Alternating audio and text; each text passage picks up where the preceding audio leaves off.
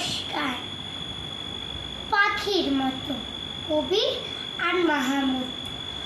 আম্মা বলে পড় রে সোনা, আব্বা বলে মন দে। পাখি আমার মন বসে না কাঁঠাল চাপার গন্ধে। আমার কেবল ইচ্ছে জাগে নদীর কাছে থাকতে, বকুল ডালে লুকিয়ে থেকে পাখির মতো ডাকতে। সবাই যখন ঘুমিয়ে পড়ে কর্ণফুলে উল্টাই, দুধ ভরা হই চাঁদের বাটি ফেরেশতারা উল্টাই।